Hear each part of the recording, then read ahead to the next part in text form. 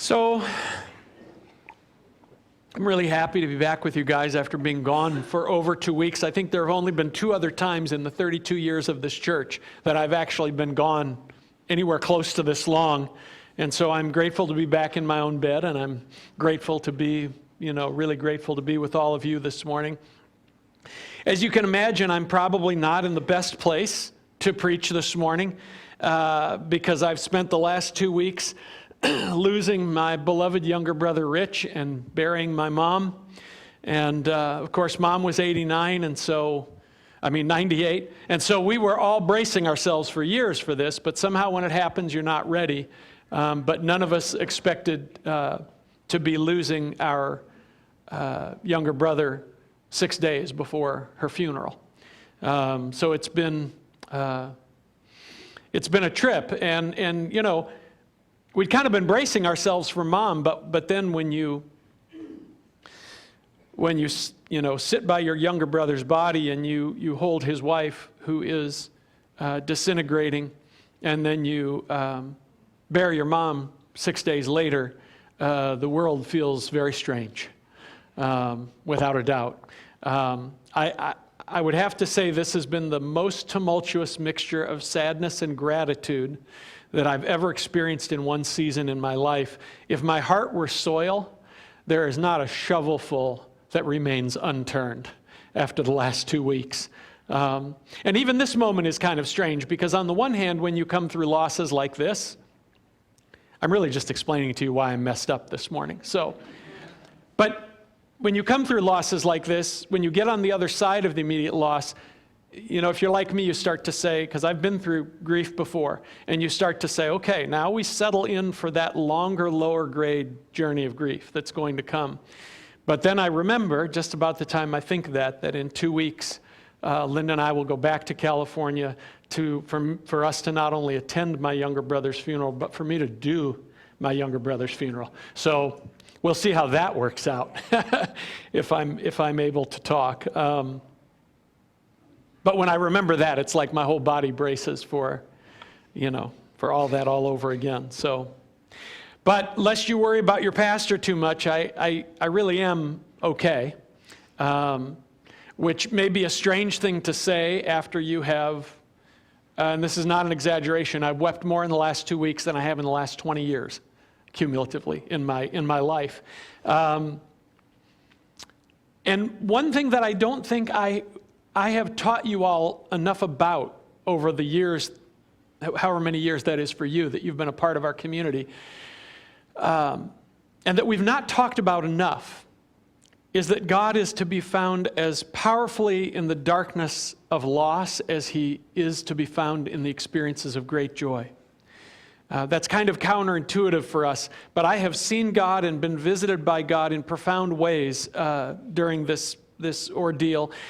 And I think the reason that this is true, that we can find God in the depths of the darkness, is because when we have an experience like this, when we experience a loss that feels like it's going to break us, there's this sense, and this is the best word that I can find for it, there's this sense that you're completely untethered.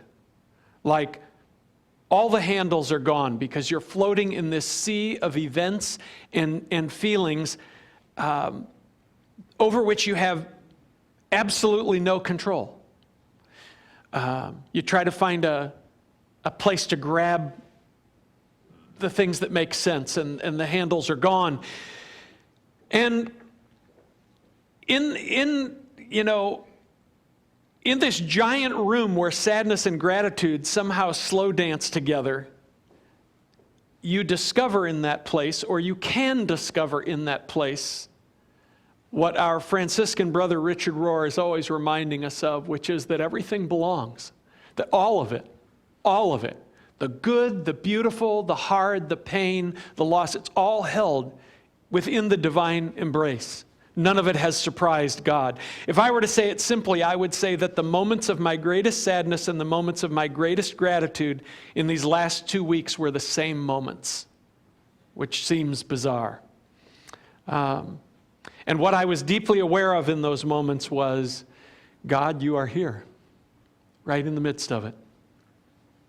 And I think many of you who have known seasons like this, you know what I'm talking about. If you have not known a season like this, what I will tell you is when it comes, and it will come some point in life, when it comes, let go of trying to be in control. Let go of trying to find the handles, because they won't be there. And when you let go, God will come to you in the darkness. And in that darkness, if you listen, you will also hear the song. And you will also feel the dance that's going on in all of that. So I said maybe I'm not in the best place to preach, and that's probably true. But the other side of that is that I have often found across these years that when my heart is most broken wide open, and it is at this moment, God's living word sometimes flows through me better. Maybe that's something about my own control no longer being in the way. I don't know. So, in the time I have left this morning, as far as preaching, let's give it a whirl. See what happens. I know that last week Leslie preached on the terrible reckoning with love that we all really ultimately need to take if we're going to figure out what a Christian spiritual journey even means. But I feel like in these last couple of weeks, I've had some really big epiphanies about love. And so rather than moving on from the topic of love and checking the box and saying, okay, in this series we talked about love, I'm going to linger with the topic of love this morning. And I've chosen for my text the end of the 13th chapter of Paul's letter to the church at Rome. I also just want to say before we jump into that, I'm sure that at least some of you have wondered this week if I'm going to say anything about some of the additional cultural commotion that happened this week. And I'm not going to talk about those things directly, but I will be talking about them in some way shortly because they deserve to be spoken to by Christian leaders, and I want to do that in a way where I can give them maybe the detailed articulation that they really deserve. So let me read to you my translation of Romans 13, 8 through 14. It's really good. Not my translation, the passage. Maybe my translation is. You judge. You mean a translation? A franslation. That's what we call it around here, brother, a franslation. I have a fantasy of doing the whole New Testament, but I don't know if that'll ever happen. This is what Paul writes. Owe no one anything except to love one another. For he who loves another has fulfilled the law. For the commandments, you shall not commit adultery, you shall not murder, you shall not steal, you shall not bear false witness, you shall not covet, and all the rest of them are summed up in this saying, namely, you shall love your neighbor as yourself. Love does no harm to a neighbor, so when you love, you fulfill all these commandments that called you not to harm your neighbor. Do not sit around wondering how seriously to take this. Now is the time to awake from our slumber, for every day takes us nearer to the glorious fullness of our salvation. The night has passed and the day is at hand. Knowing the truth of this, let us cast off the works of darkness and put on the armor of light. Let us walk like people who belong to the day. Not in drunken and idolatrous festivals or in making everything about sex and pleasures or in arguments where you want to be right and punish each other. These ways we easily fall into, but instead put on the Lord Jesus Christ, as if stepping inside him and putting on his new heart and new way. And do your best to make no space for that old person centered in ego and fear, whose desires are for the things that do not walk us into the daylight of love. I find this passage really powerful for me right now. I cannot hear the way Paul relates love to the commandments without thinking of Jesus' conversation about neighbors in Luke 10. Jesus is asked by a man, what must be done to inherit eternal life? And Jesus says to him, well, what do you think the law says? How do you read it? And the guy says to him, well, it says you shall love the Lord your God with all your heart, soul, strength, and mind, and that you shall love your neighbor as yourself. And Jesus says, you're spot on. Do this, and you will live. Now, the guy asking Jesus this question in Luke 10, he's a Jewish religious lawyer. So these guys, just like I used to be in my faith and with my Bible, they're all about dicing it just right and figuring out exactly what you have to do. What do you have to do? And so Luke says that this man, the lawyer, wanting to justify himself, said to Jesus, "And exactly who is my neighbor?" And in response, Jesus tells him what we call the story of the Good Samaritan. Most of you know it. If you don't, it's the story of a Jewish man who gets beaten, robbed, and left for dead, and a priest comes by and doesn't help, a Jewish priest. And a Levite comes by. Now, this is a guy, Levites were really into the ceremonial purity, and they served in the temple in various ways that had to do with ceremonial purity. So this Levite, this Jewish Levite comes by, and he doesn't help. And then a Samaritan comes by, and to get the significance of this today, if it were a Jewish man today who was beaten, Jesus probably would have said, "And then a Palestinian came by." Or if it was a Russian, Jesus might have said, "And then a Ukrainian came by." Or if it was a Democrat, Jesus might have said, "And then a Republican came by." And the Samaritan poured oil and wine on the man's wounds, set him on a donkey, took him to an inn, and paid for him to be there and to be nursed until he recovered. Jesus tells that story, and then he asks the lawyer, "So who was a neighbor to this man?" You see, we want to think of neighbor in terms of proximity. Who's in our family? Who's in our neighborhood? Who's in our country? Who's in our slice of culture? Or however we understand the more natural affinities, right, that we have with other human beings. But instead of drawing boxes into which we can drop the people we feel obligated to see as neighbors, obligated to love as ourselves, Jesus turns it around and says that we are to be a neighbor who loves others as ourselves. And if we're wondering how big the box of neighbors is that we are to neighbor, the people in the story, the Jewish man who is beaten and the Samaritan who comes to his side and helps him, they do not know each other. They are from different ethnicities and cultures, and they are from groups that despise each other. We should sit with that for a moment, or a day, or a week, a lifetime. Yeah, a lifetime. Because I will guarantee you that for those who heard Jesus tell this story, they said to themselves, "You got to be kidding me." Right? Who is my neighbor? Surely we're not obligated. There's only so many concentric circles around my life I could possibly be obligated to, right? Those would be my neighbors. Jesus turns it around. Which one was a neighbor to him? It means that we do not get to prioritize who we love, who we think is worthy of our love, or who we will engage in our love by religion or skin or ethnicity or economic status or language or nationality or pretty much anything else that we can think of. And I'll be the first to admit that it seems almost impossible to get out beyond ourselves enough to extend a heart and actions of love to those we don't know, to those who are very unlike us, or to those who we have considered in some way to be part of a group that we have struggles with or some angst toward. And I think maybe that's the point.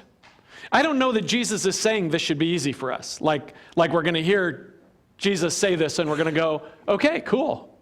Yeah, we'll just be like that. We'll just be open-hearted and self-sacrificial toward everybody."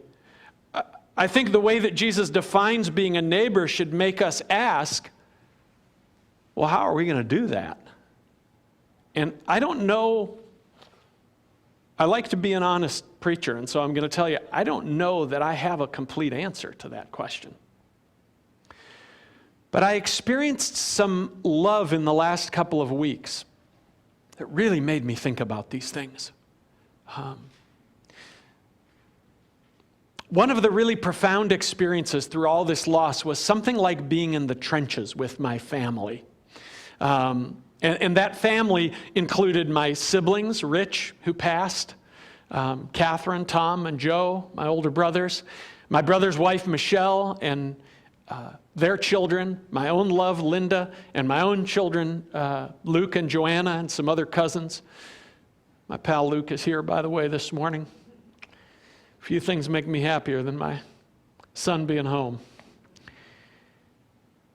And I was with various groupings of these family members, and sometimes with all of them, when waves of sadness or gratitude washed over us and pushed every other instinct out of the way except the instinct to love each other. I have never had this experience before. We all had a front row seat to each other's pain, to each other's memories, to each other's longings, to the beauties and joys that each of us have tasted across our journeys in life. I can only describe it as something like vulnerability bathed in love, or vulnerability swimming in a giant swimming pool of love. If I were to use my earlier analogy of that spacious room in which sadness and gratitude somehow dance together, the shared experience was like being in that room together and feeling what each other felt more than we are normally used to. You know, there's lots of things in life we don't talk about. Do you know that? And one of them is that we have all these little zones between us as human beings. As friends, as family members, with our neighbors, the zones vary in size, and they vary in kind of how we manage them, but they keep us buffered a little bit from everybody's deepest stuff. I experienced in the last 2 weeks being with a large grouping of my family where everybody's deepest stuff was on the table. It was mind-blowing.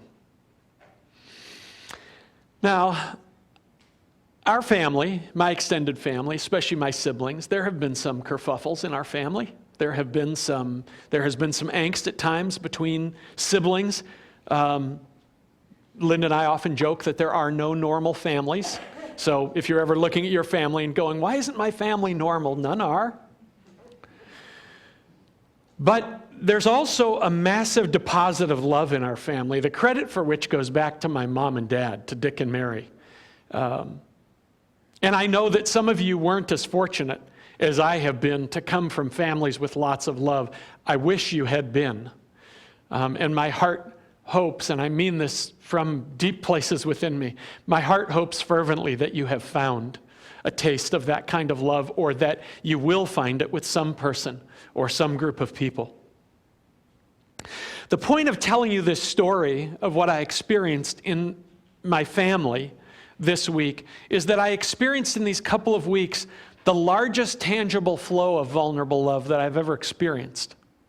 And one of the epiphanies of this for me was that every time we say the word love, which we do, and we do it sincerely, every time we talk about who we love, or we tell someone we love them, or we say, oh yes, we should love people, if we could grab that bit of love that we're talking about, even sincerely talking about, and at that moment catapult it as far as it could go, and we can't, but if we could take that thing that we go, oh yeah, this is what love is between me and Simi, and this is what love is between me and Linda, and this is what love is with some of my other friends, and this is how I look at my neighbor. If we could take all that, and if it were possible to catapult it as far as it could go, this is what it would look like.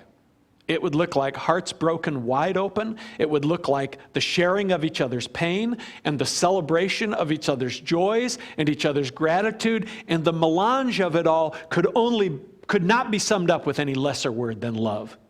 This is love on steroids. We would see and delight in each other in all the messy, sad, beautiful realities of what it is to be human. I got a glimpse of that. Now here's one of the problems. Most of the time, at least in good relationships, proximity does intensify emotional connection. I'm never going to feel the level of love for your mom that I feel for my mom. I'm never going to feel for your brother what I have felt for my brother. It's proximity. I'm never going to feel for a stranger what I feel for my closest friends. And the truth is that that's really a gift, because what it means is that as we connect with the people that we get close to, there are more places to go. We get to go deeper. We get to build deeper relationship, and we get to experience the joy that comes with that. So how do I love everyone from those closest to me to those with whom I have less proximity, which might be my next door neighbor or might be a complete stranger? I don't know. I think that's one of those questions. I think when I was younger as a Christian, I just wanted to have all the answers. Now I think that wrestling with the questions is maybe as important as anything else. And I think this is a question we have to wrestle with. How do we do? Jesus says, which one of these was a neighbor to him? How do I become a neighbor to both the people closest and the people with whom I don't have that kind of proximity? I don't know, but somewhere in this last 2 weeks, I had an idea. And the one partial answer I think I can give you is that I think we need imagination. Maybe that sounds strange. What I mean is this: I experienced this intense love and connection with my close people in these last 2 weeks.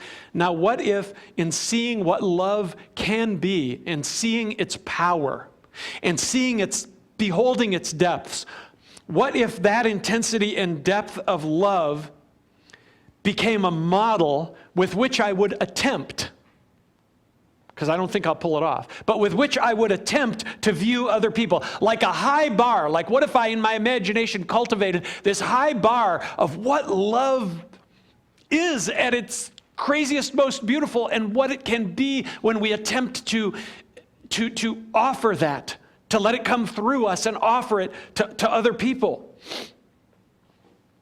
For example, attempting to imagine what it would be like to be in the pain someone else is experiencing. Even before this last couple of weeks, this is something that I've been trying to do in my life. And at first, when I realized I might need to do it as a spiritual growth exercise in my own life, I thought about it and I said, oh, this is a really bad idea. But here's what it is. When I see someone in pain now, I actually try to pause, and if I'm in a place where I can do it, close my eyes and try, even though it's impossible in the truest sense, and I try to imagine what it is to be them in that moment. For example, when I hear that someone's child is missing or has died, I stop and I close my eyes and I try to shut everything else out in order to imagine their pain so that I am awakened to greater care.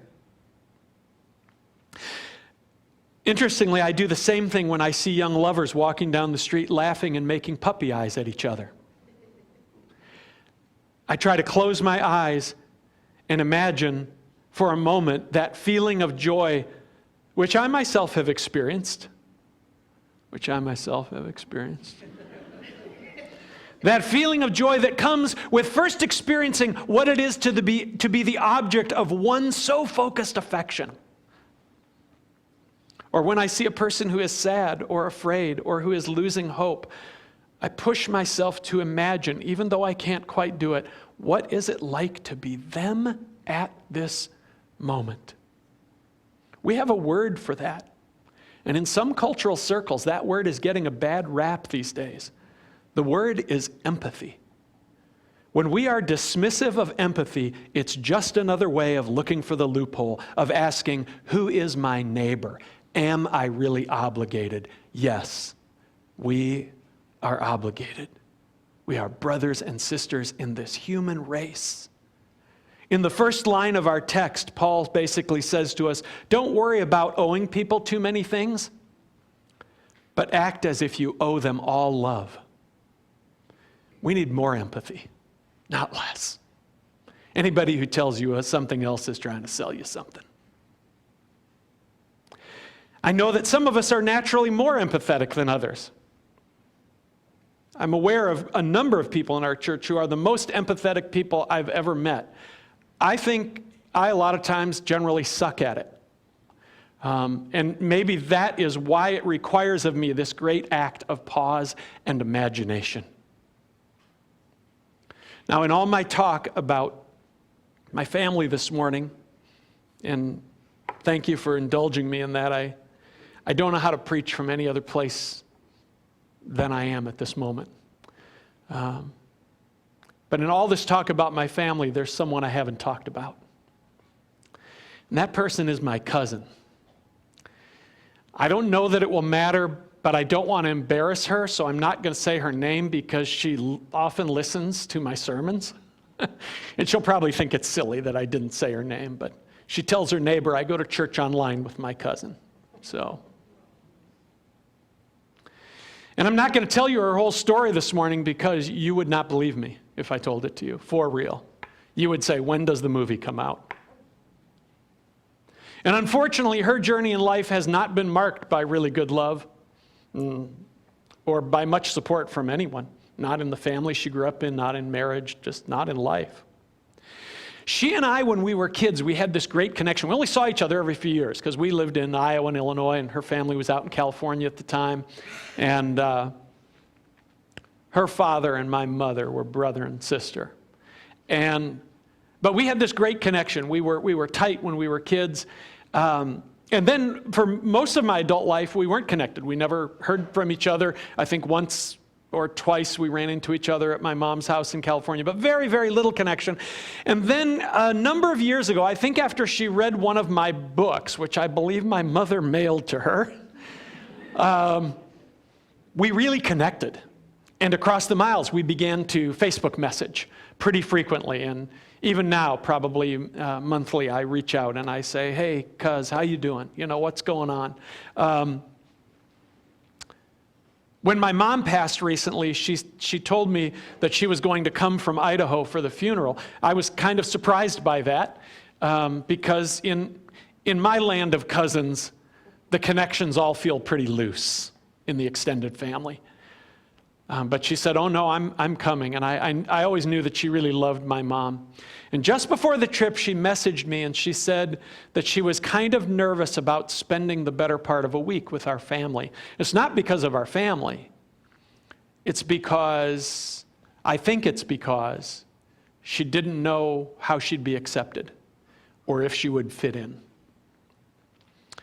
Imagine a person who's never experienced much real love suddenly spending 5 days in that room I was describing, that room full of open hearts, of vulnerability, of love flowing like honey, and laughter and stories being told around restaurant dinner tables. The experience of the love flowing in the circle of our family for my cousin was almost jarring to her. Like a person who didn't know that existed. And on the last day, as we were all getting ready to head to our airports, which was just 2 days ago, we all stood in the parking lot outside the hotel. Sorry. And the tears ran down her face, and she said, "This week changed my life." I always thought of her as part of our extended family, but now she knows she's part of the family. And I tell you this story because I witnessed right in front of me this last week. And if you think it's a silly little example, that's fine. But I witnessed right in front of me this last week the transforming power of love when it's honest and open and vulnerable and embracing and accepting. And what I really have felt like the Spirit of God was making me aware of in this is that we have underestimated love's power, and that its power is the very reason we must imagine it bigger than we usually do. We hear that we should love, or we think about the people we try to love decently in our lives, and we say to ourselves, yeah, that's really important, but I don't think we understood, and I don't think I have understood what committed and open-hearted love has the power to do. The power it has to tell people that they matter. The power it has to remind them that they have dignity in this world and with other people and with God. The power it has to make them feel safe and loved, the power it has to impart hope. So when I think about loving Linda or my kids or this extended family I'm a part of, or the person next door or my Muslim friends, and I'm glad that unlike a decade ago, I can say that I actually have Muslim friends. Or the one in my orbit who is in pain and loss, or my brown-skinned neighbor. Perhaps I'm not letting my imagination go big enough.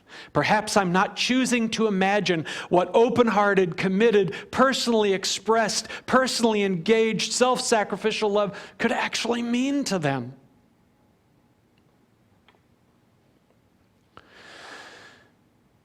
As Leslie said last week, love is not a thing, it's the thing. It's the deal. When I look at Jesus in the Gospels, his love was big.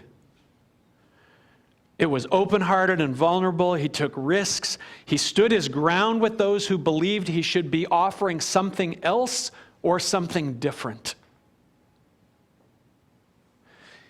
He was criticized for accepting and loving the wrong people. And I would say that Jesus saw something different. Maybe because he was Jesus, God incarnate. Maybe because he cultivated it. Maybe both. But I think that we need to try to imagine love as big as Jesus seems to have naturally understood it. You know, my mom and dad were really good at this, you know. My sister recounted the story of when we were in her eulogy this week of when we were growing up and we all came home from school one day and my parents told us that there was a family of 5 now living in the basement. It's true. And it wasn't the only time. My parents were good at this and they learned it from Jesus. They learned it from their faith. And they modeled it so naturally in our home that we all just thought it was normal. Weird, but normal. What I want to say to us this morning is, may we imagine a love as big as the love Jesus had and the love he gave. You know, Paul goes so far, again, as to say this is the one thing that we should think we owe to all our fellow human beings. And I would say to us this morning, if need be, may we be criticized for imagining a love that big and trying to live it. Because just as Jesus said, we will be blessed when we are criticized for these beautiful things. And maybe in the end, even those beyond our own circle, those who are in some ways unlike ourselves, if we would be willing to be a neighbor to them, might come to know or experience afresh in that care and that embrace that they are a part of this beautiful human family and this great divine love. It's really freaking big. It's really beautiful. And I don't know about for you. For me, I think it requires, here's what it is. It's so tempting to think that I know about love, right? And put it in this little thing where I say, oh yeah, I know all about love, and I know how much love I'm obligated to give and who I'm going to give it to and all that kind of stuff. I got to let that category be busted wide open over and over and over and over again.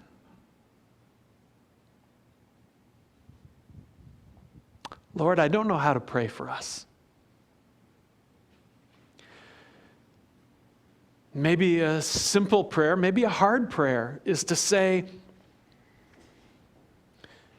is to ask that whatever we have thought love was, and however we have put it in a tidy place in our lives, that we might be willing to consider the idea that it's more, and we might be willing to imagine that it's bigger, and we might be able to try to somehow imagine that the call of this beautiful love is to be a neighbor to everybody on our radar. That there's no box that excludes anybody from our neighbor love. So that somehow through us, there might come to people the taste of goodness, the taste of love, the taste of dignity, the taste of safety and equality and hope. All the things that we ourselves have longed for. Do these things in us, we pray. Amen.